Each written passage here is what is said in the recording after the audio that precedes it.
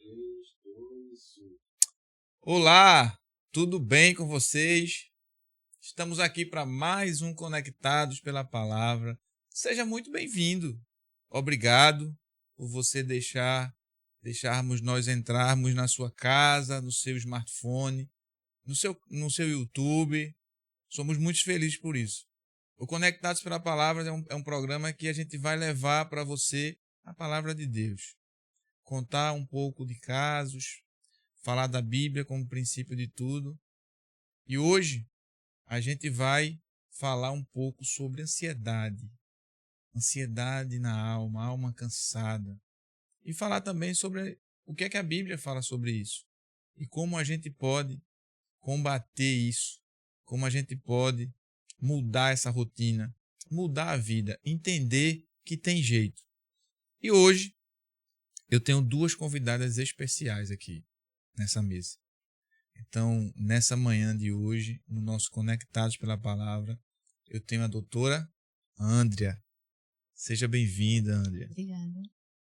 Andrea é nossa psicóloga aqui do Instituto, cuida de jovens, de adolescentes, de crianças atípicas. E nada melhor do que ela para falar para a gente um pouco sobre ansiedade. E também eu trouxe Maria, que é estudante de administração, cristã, todas as duas são cristãs, e a gente vai falar um pouco do cansaço da alma. Seja bem-vindo, Maria. Obrigada, seu Carlos. Um bom dia a todos, né? Sejam muito bem-vindos. Que Deus possa me usar hoje. Amém. E em questão de alma cansada a princípio, como eu já havia dito antes, a alma cansada ela começa de dentro para fora.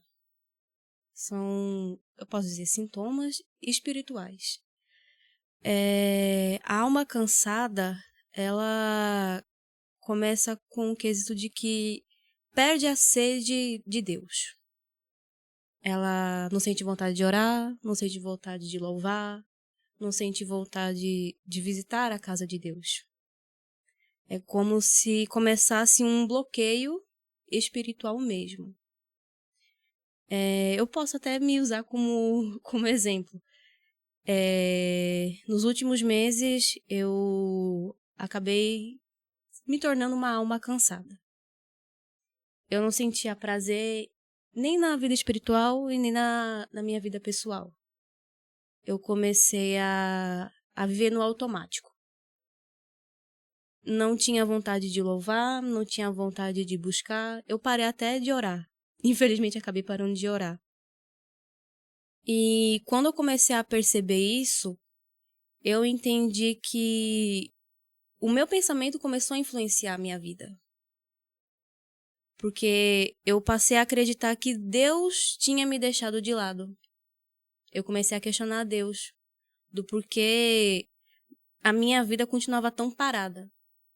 Só que a minha vida não estava parada por conta dele, mas sim porque eu mesma decidi parar a minha vida e não o buscar.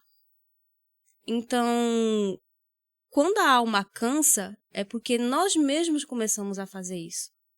E muita gente acaba não entendendo. Acha que Deus deixou a pessoa de lado. E não é isso. Lá em 1 Pedro, diz o seguinte: lançando sobre ele toda a nossa ansiedade, porque ele tem cuidado de vós. Amém.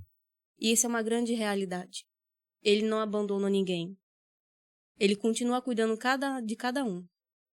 E as promessas que ele fez a cada um de nós, ele continua querendo cumprir. Mas isso depende da gente. A alma cansada, ela pensa logo em desistir de tudo. E aí que começa alguns problemas que pode acabar acarretando, né? Questão de ansiedade, essas coisas. Então, e veja, tudo aqui graças a Deus, é muito natural, né? Então eu já abri o microfone para vocês e é interessante que você falou, e você já abriu muito bem, né? Porque a Bíblia fala em Mateus 11:28, vinde a mim todos os cansados e oprimidos, e eu vos aliviarei. Quando Jesus ele fala isso, ele reconhece, né, o cansaço da alma, né? Só que ele oferece um descanso nele, sobre ele, né? E aí, como a gente vai falar hoje de ansiedade, de cansaço da alma, André, o que a gente pode, rapidamente, até por vivência e experiência aqui no Instituto, observar uma pessoa com ansiedade? Então, a gente na psicologia, a gente fala que primeiro para chegar no pico, né? A gente observa primeiro os sentimentos, que é o sentimento que a gente tem natural. E aí, o sentimento principalmente da tristeza. Que aí a gente... Todo comportamento vem de um sentimento. E aí, se a gente não cuidar desses sentimentos, todo sentimento é importante. Geralmente as pessoas têm o costume de dizer, tem os sentimentos negativos, tem os sentimentos positivos, que geralmente é a alegria. Mas os sentimentos da tristeza, de raiva, são importantes na nossa vida, mas que a gente tem que ter um olhar mais preciso para esses sentimentos. Então, quando a gente não valoriza esses sentimentos, começa a se aprofundar. E aí vem uma coisa, vem outra, vem outra, vem outra, e acaba criando Ou seja, uma... Então parte de um princípio. Isso. Ou seja, qualquer tipo de ansiedade, ela vai partir de um sentimento. Exemplo. Isso, de uma vivência, que causou um sentimento e aí vai gerar um comportamento. Entendi. Entendeu? Ou seja, quando você identifica que uma pessoa ela está muito triste, isso já é um sinal. Sim. Ou não? Pode, sim e não. Depende da situação. Existe uma situação que aí a pessoa pode... Aí tem um sentimento diante dessa situação e aí vai gerar um comportamento. Aí a gente tem que observar esse comportamento para saber se está entrando em crise de ansiedade, para saber se a pessoa está tratando, porque geralmente as pessoas quando chegam num atendimento psicológico dizem que não sabe, eu estou muito triste, mas eu não sei o porquê. Sabe, só não conseguiu identificar. Então, na maioria das vezes, sabe. Isso. Entendi.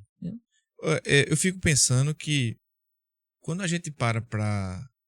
Porque a ansiedade ela é muito ampla, não é? E ela é muito silenciosa. Quando a gente entende, por exemplo, que uma alma está cansada, ela já chegou no limite ou ela ainda está num processo de sem direção, por exemplo? Como é que a gente pode hoje, por exemplo, como é que a gente pode identificar hoje? Porque Maria, quando ela abriu, ela comentou, né? Mas eu queria, por exemplo, Maria, quais os sintomas que você teve quando você entendeu que estava com a alma cansada? De primeira, como o André já falou, a pessoa sabe que tá, mas não sabe identificar por onde.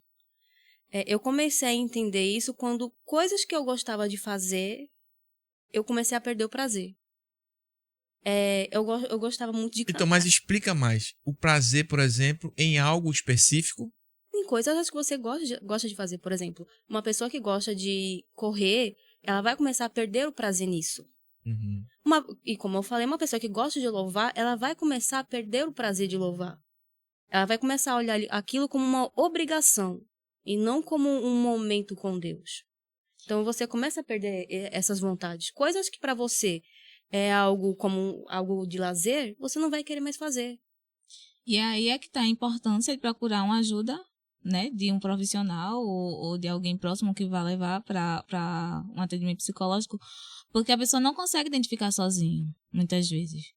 Ela como eu já conversei com algumas pessoas, quem está vivendo está sofrendo muito. Então não consegue raciocinar, não consegue pensar o que é que pode fazer, o que é que pode solucionar isso. Então quem está por fora, que é o psicólogo, o psiquiatra, qualquer profissional de saúde que possa ajudar, quem está por fora não está sentindo o que ela está sentindo, pode ajudar, né, ver a situação que ela está vivendo e pode tentar ajudar de alguma forma.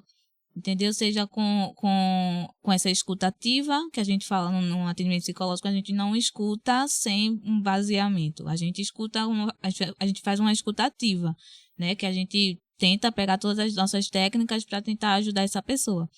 Então, a gente faz uma escuta ativa e tenta ajudar essa pessoa a identificar o que ela está vivendo, diante do contexto que ela vive.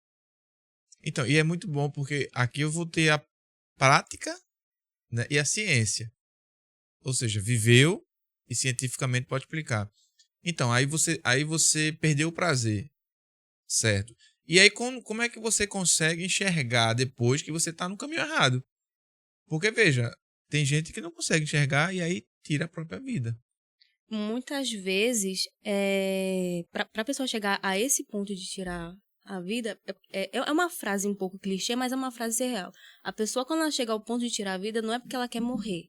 Ela quer acabar com aquilo que ela Isso. está vivendo. Augusto Cury fala isso, mas na maioria das vezes ela não quer morrer, ela quer Solucionar o solucionar problema. aquela dor. E aí é que tá. Como é que ela pode solucionar esse problema? Procurando ajuda. Isso. Entendeu? Só que muitas vezes, até questão espiritual mesmo, as pessoas não sabem nem por onde começar. Porque como a gente vê muitas pessoas hoje em dia negligenciando essa parte, Isso. a pessoa fica com receio de buscar ajuda, tanto Por causa dos espiritual julgamentos. quanto terapêutico. Hum. O que a gente precisa que a sociedade hoje em dia entenda é que são doenças reais, são doenças que destroem vidas e são doenças que podem tirar uma vida. No âmbito espiritual, você vai morrendo aos poucos. E no âmbito pessoal, você também vai morrendo aos poucos. E quando junta os dois, é como se fosse uma bola de neve. E aquilo em algum momento vai estourar. E quando estoura da pior maneira. E como é algo que muitas vezes transparece fisicamente, mas a pessoa tenta esconder, como o André disse, a outra pessoa não sabe o que a pessoa está passando. Então, o que é que acontece? A outra pessoa não vai nem notar. E como ninguém pede ajuda, acaba fazendo o que não seria o ideal. Então, mas aí você para pensar que já que uma pessoa ela quer acabar com essa dor, porque eu vi um número fazendo uma análise que a cada 4 segundos morre uma pessoa no mundo.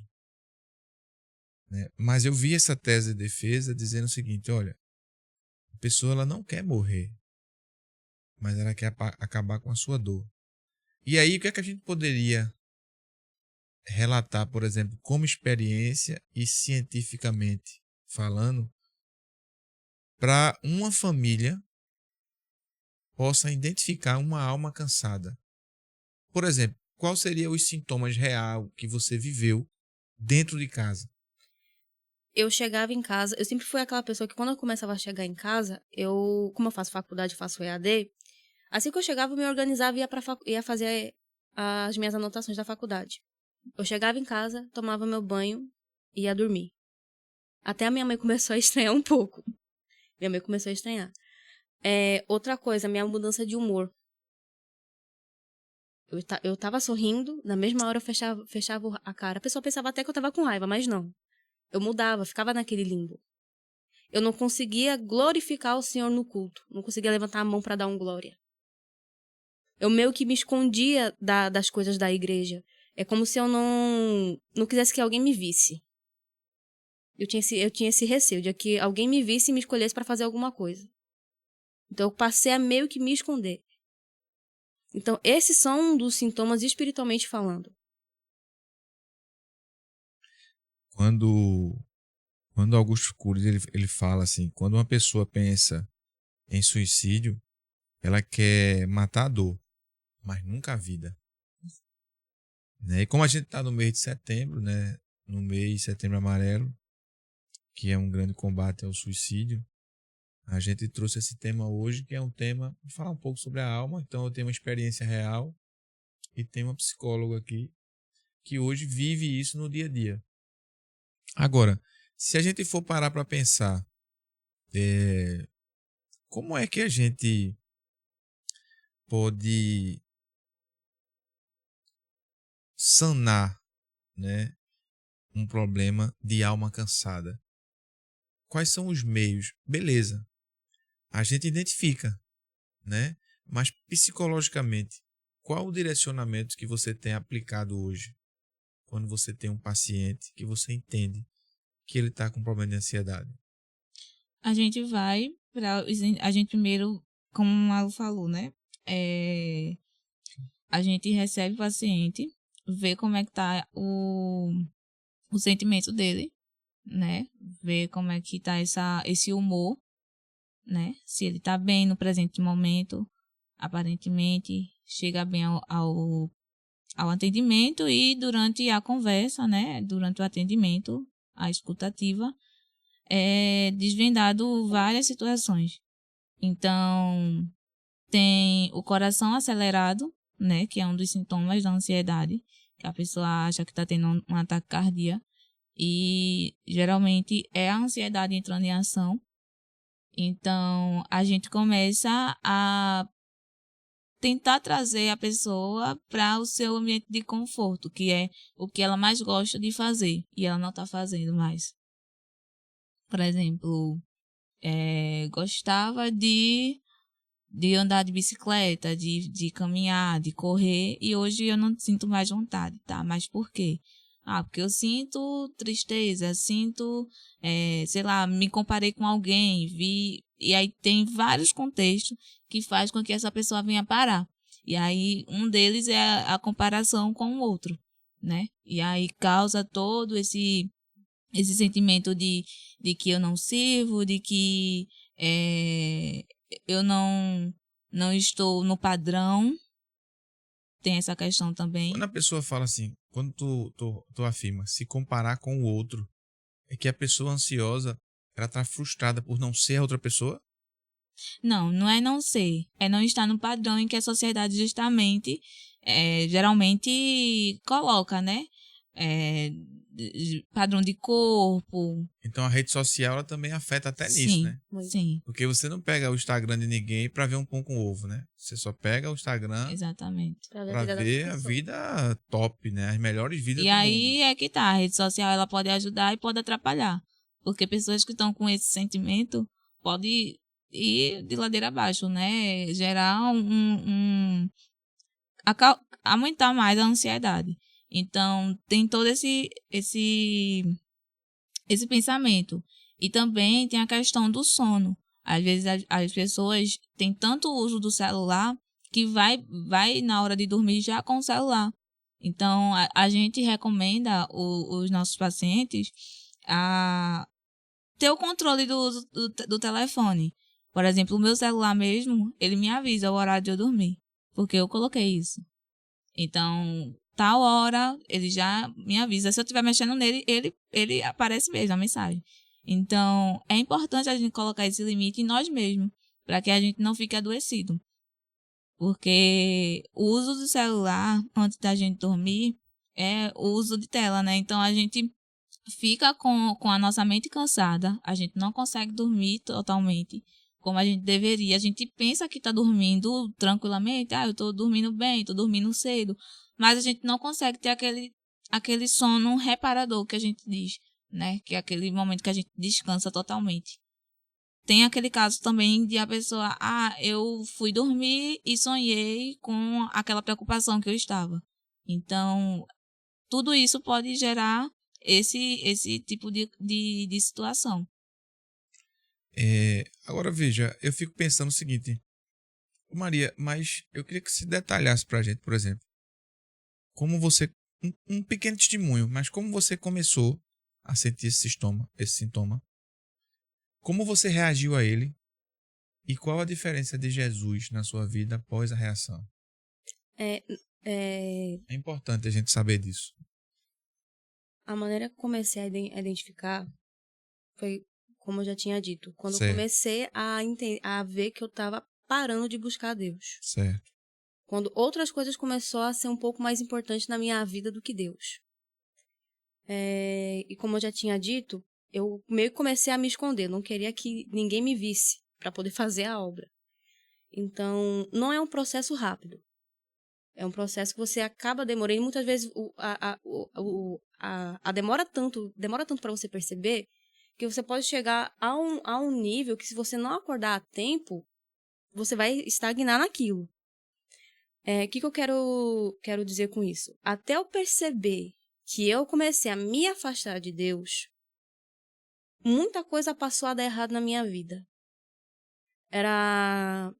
como é que eu posso dizer? Parecia que o tempo pra mim parou. Nada fluía. É porque você vai se privando de De tudo. tudo. Então, De mas é tudo isso que eu pra ia não falar. aparecer, justamente porque, tipo, se você estiver em um lugar que você vai estar aparecendo para as pessoas, por exemplo, falar em público, e aí não quero, porque eu posso ter alguma crise de ansiedade e as pessoas vão me ver e isso é um julgamento, pensamento de julgamento, E nem todo mundo entendeu? entende isso. Isso. Mas então, é somente o que eu ia perguntar, por exemplo. O mundo continuou o mesmo, O mundo continua o mesmo. mas a pessoa, ela se reserva a viver o mundo dela. Isso. E eu passei também a entender que a minha vida espiritual tinha esfriado quando eu passei a segurar tudo o que eu sentia. Era muita coisa e eu acumulava. Então, mas detalhe isso, segurar tudo que você sentia. Você não conversava com ninguém. Não, Ah, eu entendi. segurava Ok. pra mim. Nem Ficava com Deus, travado. nem com Deus eu conversava. Aí teve um dia em específico que, de madrugada, eu acordei, fiquei deitada na cama, só que eu não conseguia dormir. Quando aquela noite passou, eu fiquei pensando, poxa, Só um amigo diz o seguinte, um grande amigo meu, ele diz, olha, quando Deus lhe acorda de madrugada, é pra orar. é pra orar. Então, não seja desobediente. E foi isso que eu percebi depois. Vá orar.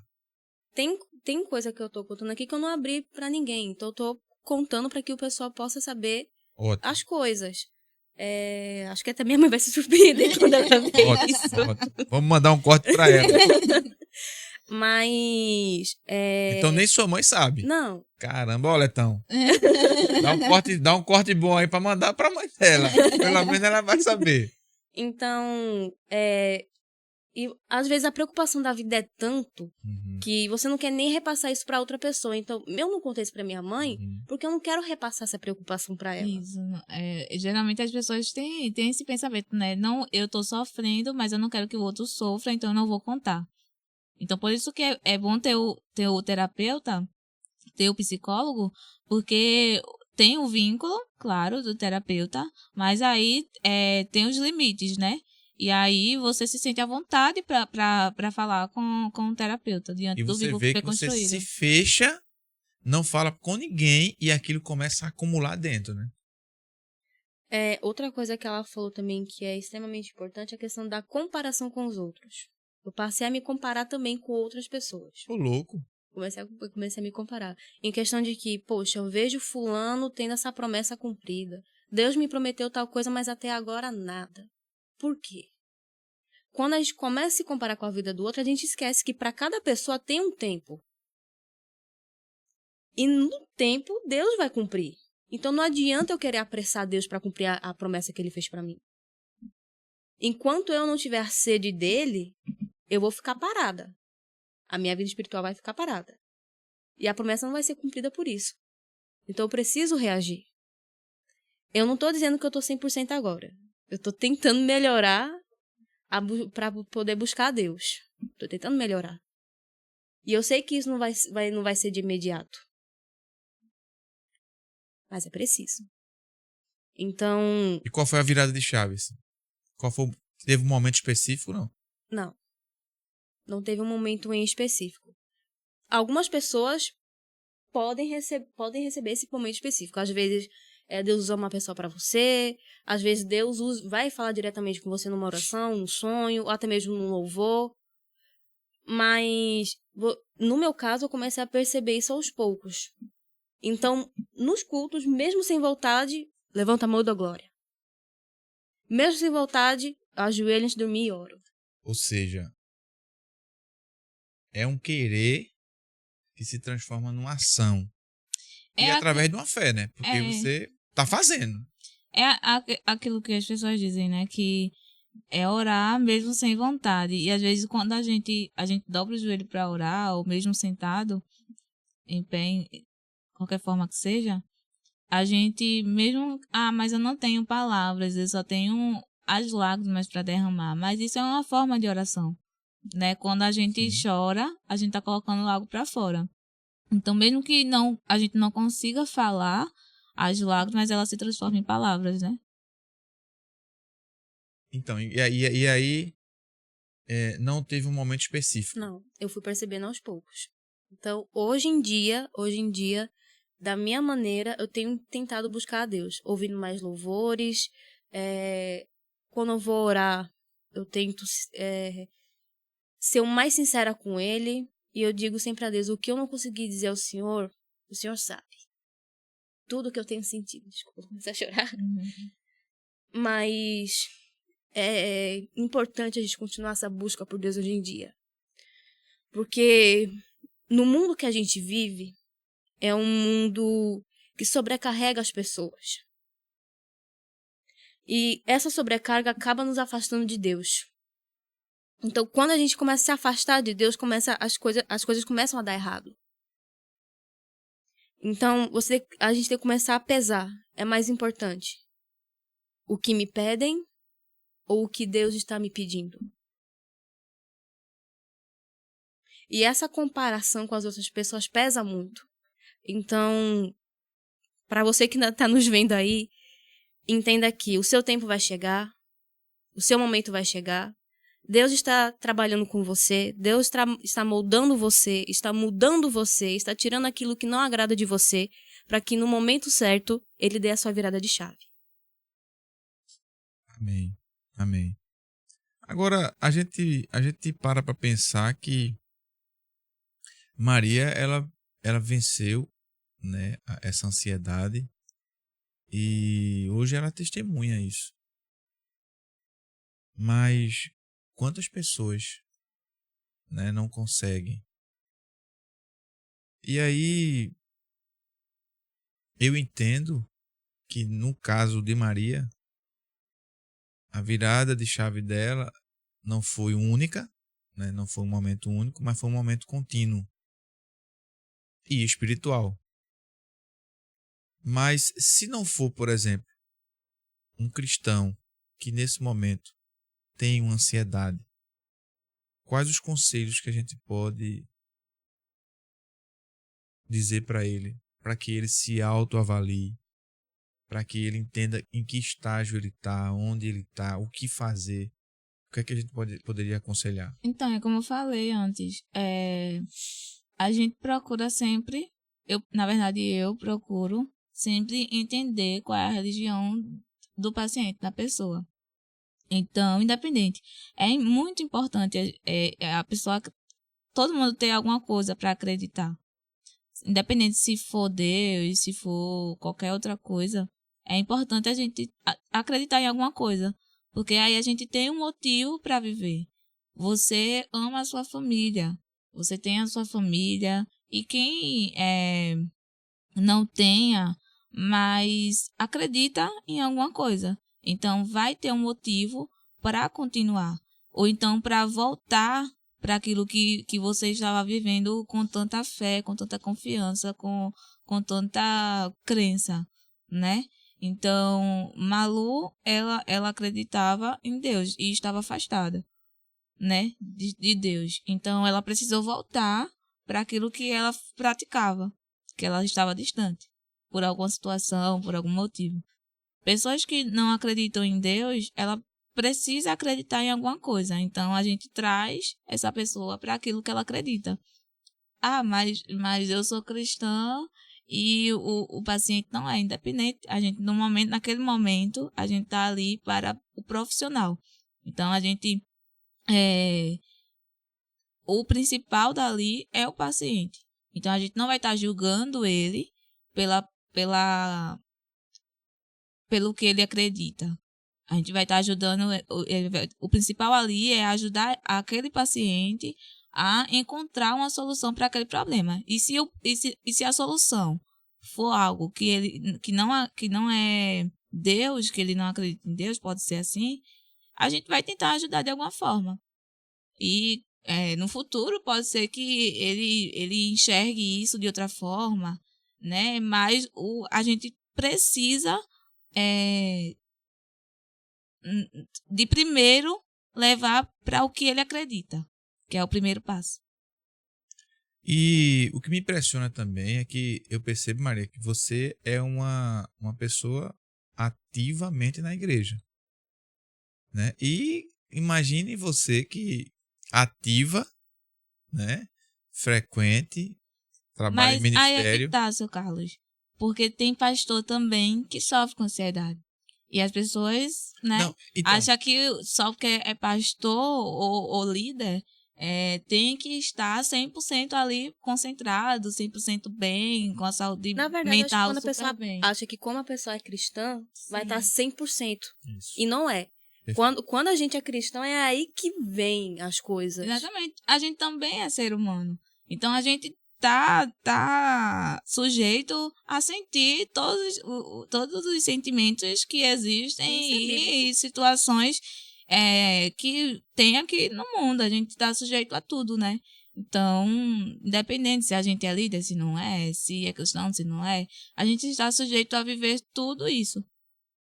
Então, mas aí que tá. Eu percebo que tem muita gente calada na igreja. Tem.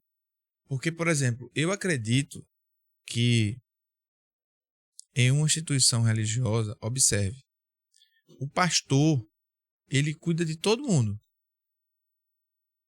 né? Mas em E algumas quem é que cuida dele? instituições, ninguém cuida dele. E aí que tá, quem cuida de quem cuida, né? Quem cuida de quem cuida. E aí você para pensar também que os membros, né, as pessoas que frequentam a igreja, o culto, os ministérios, se elas também não falarem, elas não serão cuidadas. Porque, por exemplo, Maria acabou de dizer, minha mãe não sabe disso, mas seu pastor sabia? Ninguém. Ou seja, tá vendo? Ninguém.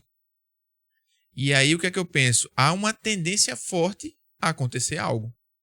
Porque ninguém sabe. A pessoa se fecha, se tranca. Mas aí é que tá a empatia, o olhar atento para esse tipo de comportamento. Porque, por exemplo, fulano falava muito e agora não fala mais. Por quê? Detalhe. Então aí tem que estar atento. Empático, né? Aí é empatia com o outro. Se meu amigo, ele tinha comportamentos e não tá tendo mais agora, por quê? Chega perto dele, pergunta, fala, dá um abraço, dá um aperto de mão, né? E foi isso que a gente até criou no nosso ambiente de trabalho. Eu como a psicóloga daqui do instituto, eu criei até, quer dizer, eu criei não, né? Eu trouxe para cá uma dinâmica que a gente trabalha essas questões. A dinâmica do anjo, né, que eu falo. Que aí você tira o nomezinho da pessoa como um amigo secreto e aí cada um fica responsável para cuidar de cada uma pessoa. Por exemplo, tirei o papelzinho, no papelzinho saiu o nome de Malu, então eu fico responsável de cuidar de Malu diariamente. Eu não tô vivendo com Malu diariamente, de segunda a Entendi. sexta. Então eu, como pessoa empática, eu vou prestar mais atenção em Malu, porque às vezes, seu Carlos, é tão corrido no nosso dia a dia.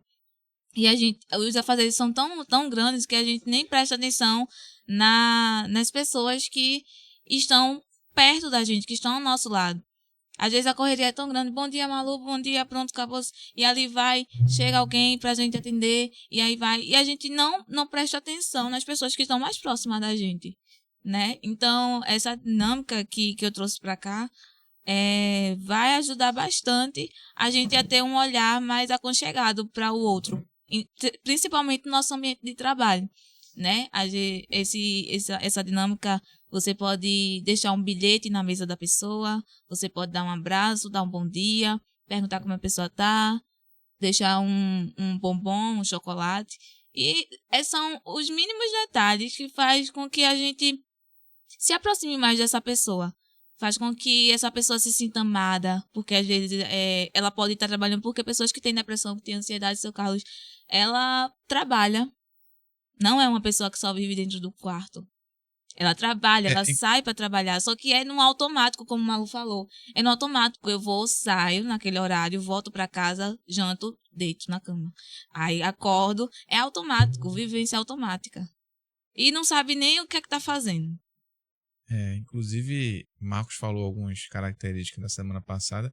Eu me identifiquei com os dois ali. Eu digo, opa, tem que acender logo o freio de mão e mudar o estilo de vida. Mas que bom, que bom. O papo tá bom, o papo tá gostoso, tá maravilhoso. E acabamos de receber na nossa mesa um grande amigo, que aí também traz... Eu tô aqui com o testemunho vivo, tô aqui com a ciência através da psicologia e tô aqui com o direito. Então imagina a gente juntar esse Danone todinho aí Eita. para poder falar de ansiedade no mês de Setembro Amarelo, que é o mês de suicídio. Seja bem-vindo, Adaildo. E é um tema muito sério, muito importante, porque envolve toda a sociedade, todas as classes sociais. E não é à toa que a palavra de Deus diz, né? Não andeis ansiosos, entendeu? Com o que há de comer, com o que há de vestir, porque o vosso Pai do céu há de cuidar de cada um de vós. Olhai as aves do céu, nem planta, nem semeia, e não falta, e mesmo assim são os lírios dos campos. O que é que nós entendemos com isso? A questão da ansiedade é algo que é uma preocupação, né? Algo que vem mexendo de uma forma muito grande com a sociedade. Não é minha área, mas todos nós temos ansiedade, um pouco de ansiedade. Entendeu? Todos nós temos um pouco de ansiedade. E eu começo a ver aqui, ver ali pessoas ansiosas de muitas formas. E como a gente pode trabalhar esta questão? A grande questão é essa. Como, doutora, trabalhar essa questão? Como a gente pode diminuir mais essa pressão? Porque existem forças externas, né? Que a gente pode utilizar o termo forças supervenientes que provocam toda essa questão dentro de nós, essa questão endosmósica que leva a esta pressão, é o trabalho, é a cobrança, são as políticas públicas, são questões que a gente busca e não consegue. Como? Eu costumo dizer também que a gente tem que começar a nos mimar, como as pessoas falam, né? Ter um cuidado também pra gente. Porque às vezes, como eu falei, a gente trabalha tanto, né, no automático e tal, e acaba que a gente se esquece da gente. Então, o que é que eu tô fazendo pra mim? Além de trabalhar e receber, né? Perfeito. E o que é que eu tô fazendo pra mim? O que é que eu fazia e eu não faço mais? O que é que eu fazia que eu gostava e não faço mais? Isso é sair com os amigos, tem a questão de sair sozinho também, que é importante a gente gostar da nossa própria companhia. Porque às vezes é o mesmo, eu posso dar esse exemplo, de que eu não vou sair porque fulano não pode ir. Tá, fulano não pode ir, mas por que você não vai? O shopping tá lá, por que você não vai? Por que você precisa ir com alguém? Perfeito.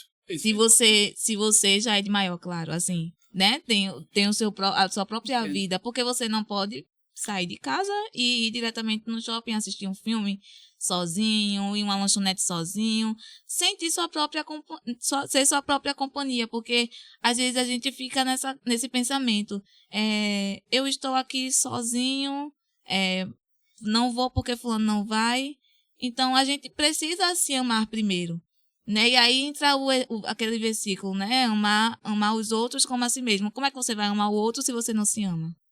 É importante isso. E a grande questão hoje é nós trabalharmos esta percepção, né? A gente fala tanto de amor, não, porque nós temos que sair amando a humanidade, proclamando o amor.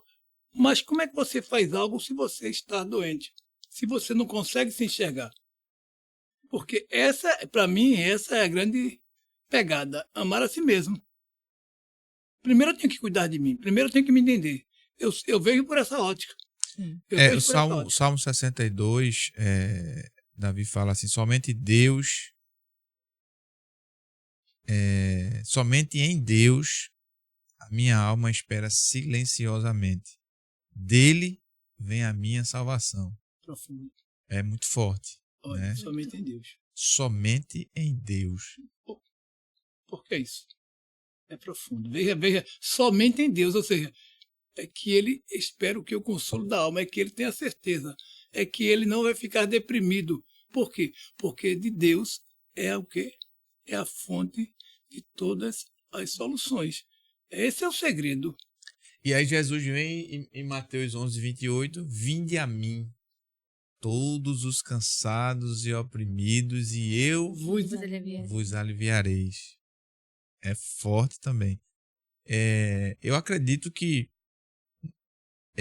a gente é ser humano, vive uma vida ansiosa, mas são 2 versículos que mexem com a nossa alma. Isso é profundo. São 2 versículos bem profundos. E aproveitando, tentei dar continuidade, né? E aprender de mim, que sou o quê? Ei, Manso e humilde. E encontrarei descanso para vossas almas. Aí onde está? Eu venho trabalhando esta mensagem há anos e falo sempre o seguinte, já falei até com o Carlos, citei. Se você carrega um fardo que não pode carregar, este não é o de Jesus. Porque Jesus disse que tomai sobre vós o fardo, né? o fardo e aprender de mim. Ou seja, se você está carregando um fardo que não pode carregar, jogue fora. Este fardo não é o de Jesus. Por quê? Porque Jesus ele dá condições de você carregar. E o que aqui se entende? Se entende que muitas pessoas entram na depressão porque ela quer carregar o fardo, ela já tem um fardo dela que carrega. Carrega do E outro. ainda acha pouco quer carregar o fardo do outro. E ainda acha pouco, ainda quer se preocupar com coisas alheias contra a sua capacidade. Davi não, Davi era esperto. Davi ele foi um dos maiores exemplos. Davi, o que tinha para resolver, ele resolvia. Antes dele lutar com Golias, porque Saul pensava que estava diante de um menino. Aí queria botar aquela armadura toda, disse, olha, vem para cá que eu vou dar a você uma cobertura. Aí ele disse, não, rei, isso é muito ruim de me movimentar, olha, eu não preciso disso não. O gingado Davi disse, não. Mas você é um menino, você é um cabra jovem, seus irmãos é que são lutadores. Disse, não. Antes de eu vir para cá, eu passei pelo estágio, olha o estágio de Deus. Eu matei um leão e um urso. Analise. Se ele matasse só um leão, eu diria assim, é porque houve alguma coisa, ele conseguiu, mas não. Ele disse, eu matei um leão e um urso. As 2 criaturas, os animais mais fortes da época. Ele disse, eu matei um leão e um urso. E aí o rei disse, então quem sou eu para questionar do teu currículo? Por quê? Porque o currículo dele estava diante daquilo que ele via. Então, a minha concepção é o seguinte, qual o tamanho do gigante? Do tamanho que você vê ele.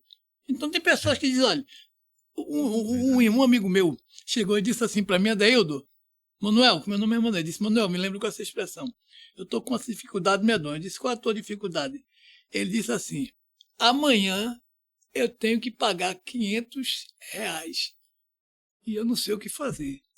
Aí eu disse para ele, R$500, como é que eu faço? Eu disse, qual o tamanho da tua fé? Tua fé é quanto? R$10, R$20, R$500? Qual o tamanho da tua fé? Será que você tem a fé de R$500? Veja o quanto as pessoas, o quanto a gente mensura a providência de Deus. Então não é o tamanho do gigante. Davi não viu um gigante. Davi viu algo que ele poderia destruir. Então nós temos que olhar para a dificuldade com uma visão de que nós vamos vencer. E eu posso dizer isso, que eu tenho propriedade para falar isso. Eu tenho propriedade para falar isso. Porque Deus me deu esta capacidade. Eu nunca na minha vida, e não estou questionando, pelo amor de Deus, eu não estou dizendo que sou melhor do que os outros, de que não posso ter depressão, que não posso ser afetado. Mas todos os dias eu me levanto e eu digo, não, tem coisa mais importante, o telefone toca na hora que ninguém pode parar, eu deveria ter já colocado no silencioso. Todos os dias eu me levanto e digo, hoje é um dia em que Deus me deu e este dia vai ser maravilhoso. Beth, minha esposa está ali que me escuta. Todos os dias, meu amor, eu não me levanto. Todos os dias. Porque as palavras têm poder, né, Adeildo? Palavra tem poder. Todos os dias. Carlos, você me vê aqui de cabeça baixa? Não. Não. As pessoas dizem, mas não é que eu seja melhor, não. É que eu sei quem tenho crido. Todos sabemos. Agora precisamos exercitar. Olhe, quem me conhece sabe. Quem me conhece sabe. Vou aproveitar aqui falando, Deus fez um milagre na minha vida. Deus fez um milagre na minha vida.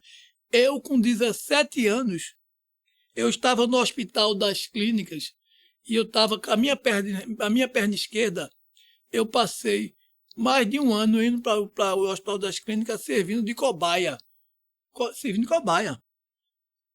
E a minha perna começou a diminuir e o pé diminuindo e eu ficava como se o joelho não dobrasse. O médico, chegou um momento que eu olhei para o médico e ele não só me fazendo de cobaia. Eu disse, doutor, finalmente, eu vou ficar bom ou não vou? Ele disse, olha, é o seguinte, para você não tem jeito, você vai ficar paraplégico. Paraplégico, eu digo, paraplégico? Sim, tá bom. Para mim foi a melhor notícia que ele deu. Por quê? Porque enquanto ele estava buscando a solução, eu estava perdido. Quando ele disse que eu ia ficar paraplégico, eu digo, doutor, tá bom. Não me questionei. Por quê? Porque agora não era mais com o médico. Não era com o doutor Jairo, o ortopedista. Eu disse, agora é entre a minha pessoa e Deus. E fui para a igreja Batista Canaã, numa sexta-feira, como hoje, no horário desse aqui. Pronto. A igreja, a oração começava às 9 horas. Veja que coincidência. Talvez. Teve uma virada de chave. Veja. Olha que eu fui lá, quando cheguei lá, e eu andava mancando. Uma perna minha já estava encolhendo. E eu cheguei lá, e quando deu meio-dia, uma irmã disse, irmãos, Deus vai fazer um milagre. Ponto. Só disse isso. Daqui a pouco, a irmã disse, daí eu venho para cá para orar também. Aí as irmãs fizeram a oração. A igreja é humilde, um lugar tranquilo. E isso eu estou com 55 anos. E isso faz o quê? Faz 38 anos. Olha, 38, vamos botar 36 anos. Mais de 35 anos. Olha que milagre. Naquele momento que eu estava ali, que eu estava naquele local, motivo por isso que eu passei. Eu fui para o exército só pegar a reservista que disse, não, você não tem condições nenhuma. Fui dispensado logo na situação do exército. Quando eu chego na igreja, a irmã me chama e vamos orar agora. Deus já tinha dito à irmã que ia fazer um milagre. Quando terminou a oração, aí tudo normal. Aí teve uma irmã que disse assim, oxente, e a irmã não disse que Deus ia fazer um milagre? A irmã Severina, que a gente chamava a irmã Severina, que na época, que hoje tudo é. Hoje é preconceito. A igreja chamava ela de irmã preta, veja. Na época, porque a gente tem até que falar. Falar muito disso também hoje à tarde. Mas o preto pode falar que eu sou preto. Na minha época me chamava de cabeção. Vai chamar hoje de cabeção. Aí a irmã Severina, que chamavam na época de irmã preta, porque se chamar, não é preconceito, aqui não tem nada de preconceito, porque foi na época que a gente falava, e ela era uma irmãzinha escura, feito eu, e se a pessoa me chamar de negro, de preto, não estou nem preocupado, eu sou branco, sou amarelo. Então a gente tem que acabar com esse negócio de vitimismo, é preto, não. Eu sou preto e pronto, quem não é preto é branco, não é branco, é azul, é amarelo, então a cor não interessa. Aí eu fui embora. E eu mancando. E a irmã lá na frente, eu queria falar com a irmã. Daqui a pouco eu digo, irmã Severina, ela distante. Daqui a pouco eu comecei a correr.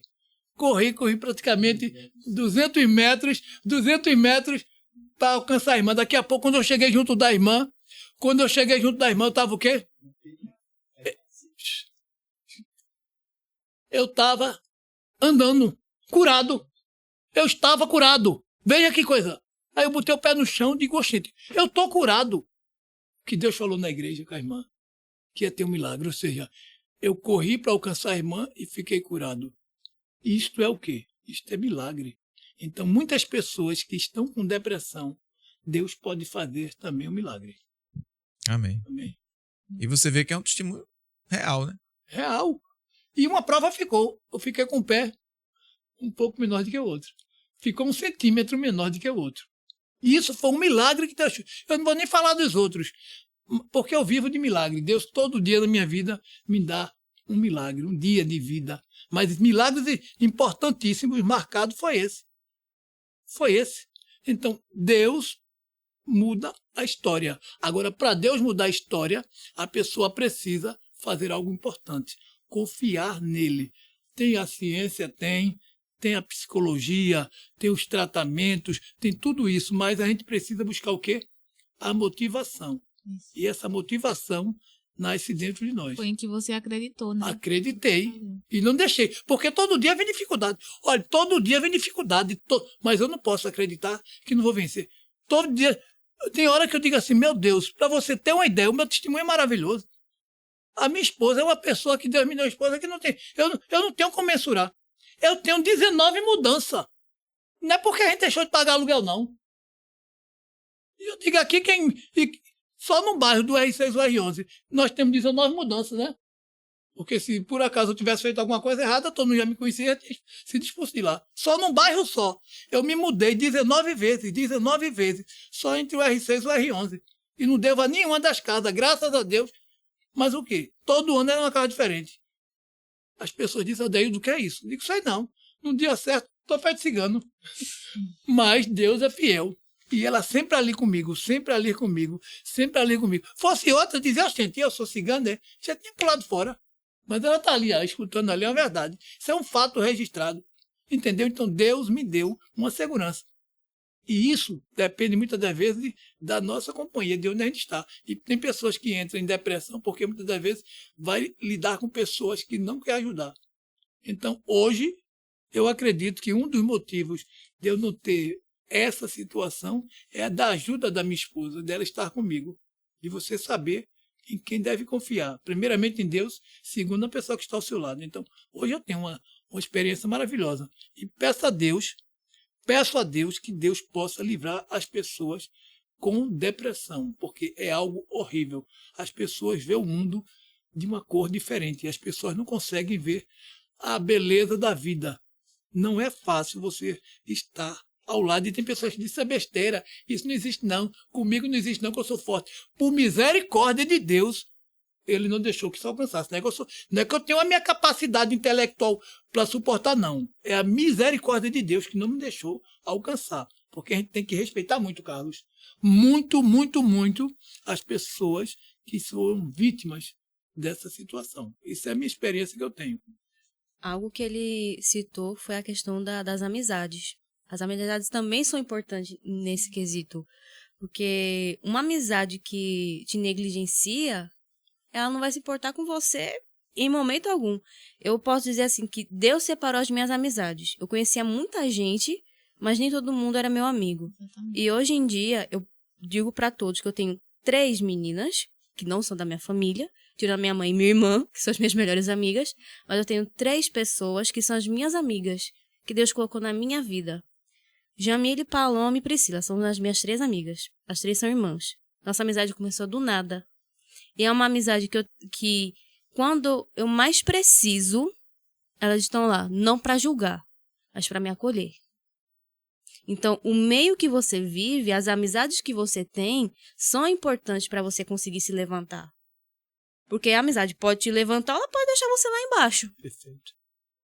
Então, é importante você estar com pessoas que queiram o seu bem. Elas podem não ser cristãs, mas que queiram o seu bem. Sim, concordo plenamente. Isso é importante. E dificilmente a gente analisa por esse lado, o lado de amizade, né? Porque você tem hoje pessoas que lhe colocam pra cima e também tem pessoas que lhe colocam pra baixo. E é perigoso. E é muito perigoso. E o perigoso do nosso lado, quando nós somos evangélicos, é que as pessoas pensam que a gente só pode ter amizade com pessoa que seja evangélica. Conversa mole. Eu tenho amigos meus que não têm credo religioso e são amigos, pessoas fiéis, pessoas que têm comprometimento. Então a gente não pode botar, não, porque fulano é da igreja, aquela pessoa... Você tem pessoas que gostam de você, independente da sua religião, do seu credo religioso. São seus amigos de verdade. De verdade mesmo. Jesus não foi julgado por causa disso, né? Porque ele andava com pecadores. Mas se a gente só viver em nosso mundinho de grupo cristão, como é que a gente vai alcançar outras pessoas para levar Jesus, né? A gente tem que ter amizade de todos os lados, de todos os lugares, de todas as religiões, para a gente mostrar o que Jesus fez na nossa vida. Amém. Olha, eu vim aqui ao Instituto, resolvi uma situação, participar de algo, e depois eu me apaixonei pelo Instituto. E naturalmente, Deus me deu um amigo, que é Carlos. Tornou-se meu amigo. De uma forma me deu um crédito de confiança, que vocês que trabalham aqui sabem, muito grande, um respeito muito grande. Me convidou para estar aqui, entendeu? Ou seja, Deus abriu esta porta, entendeu? Isso não tem preço. As amizades não têm preço. Entendeu? Então, as pessoas precisam entender que os nossos amigos querem o nosso bem. Então, se você está perto de alguém que não é seu amigo, que coloca você para baixo, pode pular fora, porque não é seu amigo. O seu amigo vai lhe ajudar. O seu amigo vai estar ali, querendo saber o que você tem, o que é que está faltando. Muitas das vezes não é questão econômica, não. Questão de uma palavra, de um telefonema. Fulano, vai dar E tem certo. aquele amigo que corrige seu erro, mas lhe ajuda. Aí é que Esse é aí é amigo de verdade, porque Aí- não abandona, mas também não completa. exato. Aí eu, não, e eu não Tá errado quero. nisso. Bora. E eu não quero um amigo meu que diga para mim, pronto. Eu em casa eu disse a minha esposa, estava meu filho, os filhos têm que honrar os pais. Mas eu estabeleci uma regra em casa, o seguinte, eu disse, olha, sentei eu, a mulher, o menino, disse, olha, e disse a mim, e disse para mim e para ela, porque muitas das vezes o filho tá olhando os pais, aí disse, olha, se você vê seus pais errado, diga, vai estar errado, isso vai dar ruim. Vai dar ruim. E muitas das vezes a gente está sentado lá e diz, está errado, viu? Isso pode ser ruim.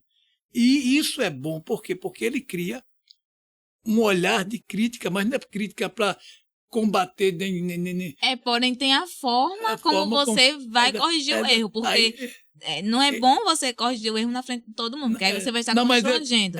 Mas aí, ele diz, olha, numa oportunidade, vem cá, olha, você errou nisso aqui, mas vamos não estou me referindo a ele. organizar. Aí ele diz, pai, não é por aí não, pai, olha, o senhor disse. Aí mostra isso. Aí a gente olha e diz, não, mas eu dei a ele.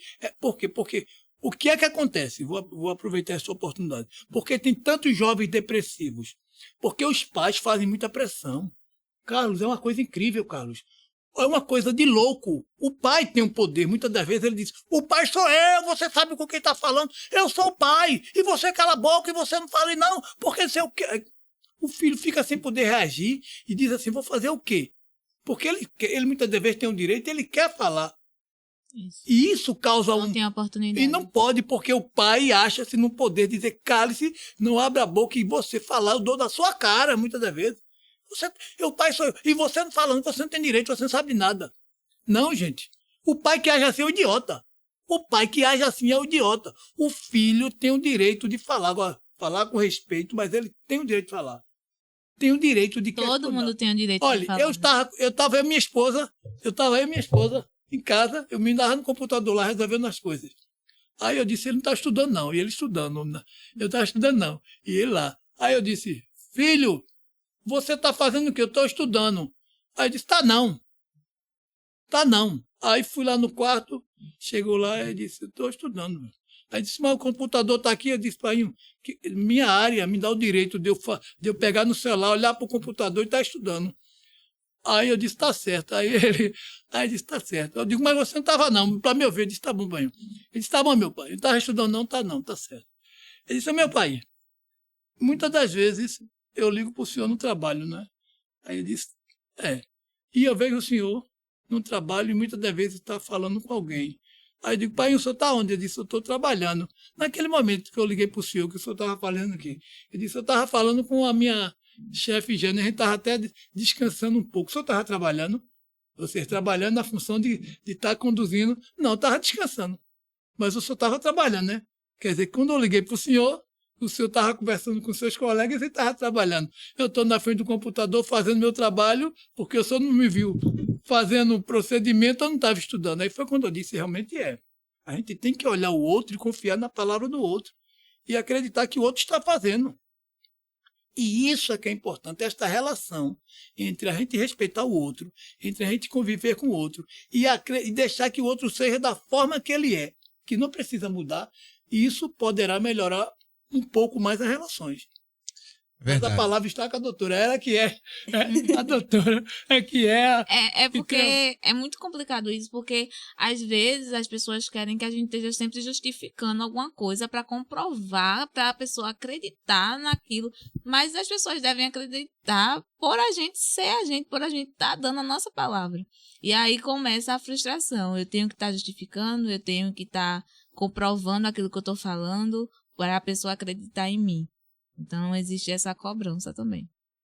Bom, a gente já, nessa conversa, já se estendeu. A conversa é muito boa. Quando o tema é muito bom, a gente já passa um pouco do horário. E estamos chegando ao final, né? Ao final do nosso programa, do nosso podcast. E eu queria que vocês nesse momento, fizessem uma análise, uma reflexão em mais ou menos um minuto e pouco. E deixassem uma mensagem individual no mês de setembro amarelo, no mês do suicídio. A gente está tendo essa oportunidade de falar sobre isso.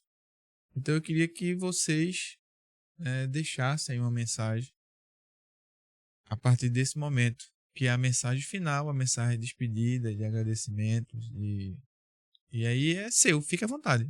Bom, primeiramente eu quero agradecer pela oportunidade, né, de estar aqui junto com vocês, falando de um assunto tão importante, né? A gente não deve só falar sobre o Setembro Amarelo só no setembro, mas todos os meses, né, do ano, no nosso dia a dia, ter o olhar ativo para as pessoas que estão ao nosso redor. E se você estiver passando por esse momento de sofrimento, que você se permita ser ajudado. E procure a ajuda de um profissional, peça ajuda das pessoas que estão perto de você, que você confia. E procure ajuda, porque como a gente trabalhou aqui, né, sozinho, muitas das vezes, quando a gente está sendo a pessoa que está sofrendo, a gente não consegue solucionar ou identificar o problema. E com a ajuda de outra pessoa, a gente consegue juntos fazer um trabalho conjunto e ter um resultado positivo. Então, eu convido você a procurar um profissional de saúde, um psicólogo, uma psicóloga, e trabalhar essas suas questões que está trazendo tanto desconforto para você. Muito obrigada. Boa. E aí a gente teve agora a palavra científica do profissional. Agora vai vir a palavra real, testemunhal. Então, fique à vontade, Maria. Antes de mais nada, queria agradecer a oportunidade. Primeira vez no podcast. Fiquei um pouquinho nervosa, né? Mas o que eu quero dizer para quem estiver vendo ou ouvindo é que não perca a esperança. Deus, Ele vai fazer na tua vida. Não acho que Ele te abandonou, porque Ele não abandona ninguém. Só basta a gente querer buscar. Busque com amor, busque com fé.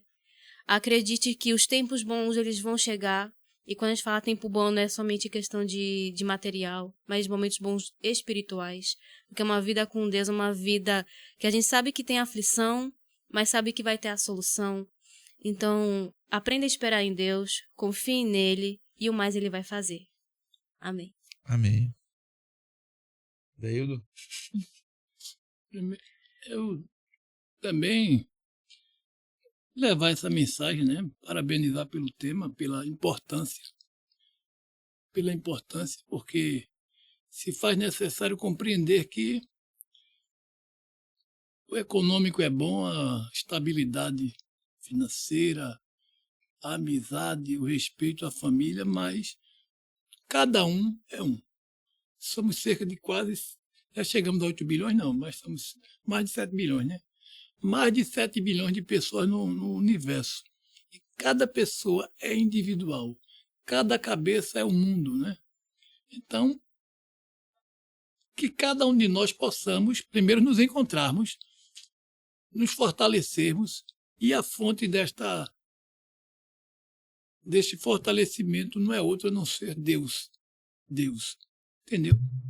E que possamos buscar melhoras, que possamos compreender os outros também, ter uma palavra de ânimo, entendeu? E seguir a vida, né? Porque só estar vivo, só em Deus nos ter concedido mais um dia, já é um grande motivo, de estarmos vivos, de estarmos participando aqui. E também quero parabenizar, né? As colegas que chegaram aqui pela primeira vez aqui. Obrigada. Eu tinha que ter chegado hoje fora do horário. Hoje o momento foi propício para vocês. Estão de parabéns. E o tema, muito bom também. Muito bom. Com a palavra, né, científica, com conhecimento. Eu tenho acompanhado aqui o trabalho feito por esta doutora, por esta psicóloga aqui, e tem feito um trabalho muito importante aqui no Instituto Garoto da Arena, né? Que é um instituto voltado às crianças que tem autismo, né? E não é fácil, mas eu fico observando aquela calma que ela tem, aquele jeito, aquela tranquilidade realmente.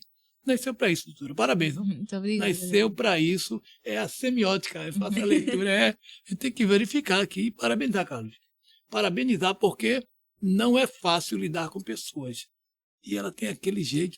Ontem no culto, a criança vinha, abraçava ela, cheirava ela, fazia sinais. E ela, Percebi isso ou também. seja, isso é uma forma de retribuir. Carinhosa. Ela está dizendo ali, retribuir. ela está dizendo, eu te amo, né? De uma forma, eu quero ficar com você. E vice-versa. E vice-versa. Então é uma troca de sinais, que eu não falo outras línguas não, mas a língua de sinais, pelo menos, é como o Carlos diz assim, é o estereótipo, não é isso que fazem. Então isso é importante. Parabéns, Carlos. Parabéns por este momento maravilhoso. Bom, obrigado a todos, obrigado a você que permite que a gente entre no seu lar, na sua TV, no seu YouTube, no seu celular, no seu smartphone. E eu quero dizer que somente Deus, ele é a cura da alma e a salvação da vida. Amém. A ansiedade, ela pode até ser um peso no coração. Você pode ter muitas vezes uma vida cheia de preocupações, mas eu quero dizer para você que Jesus, ele quer carregar o seu fardo junto com você.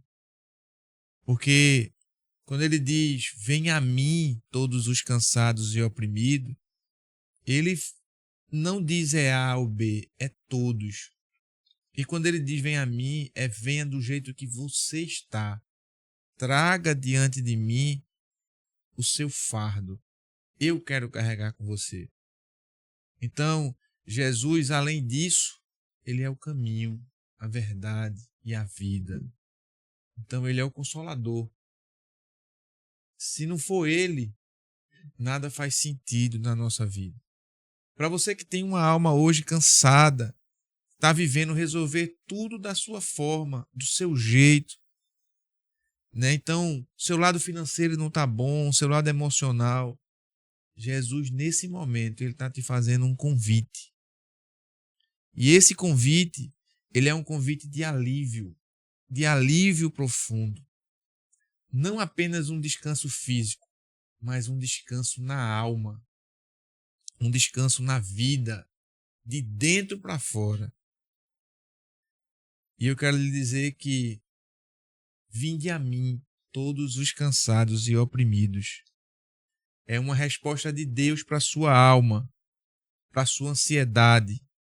Então, entregue tudo a Ele, para que você possa ter uma vida com Ele e um alívio eterno.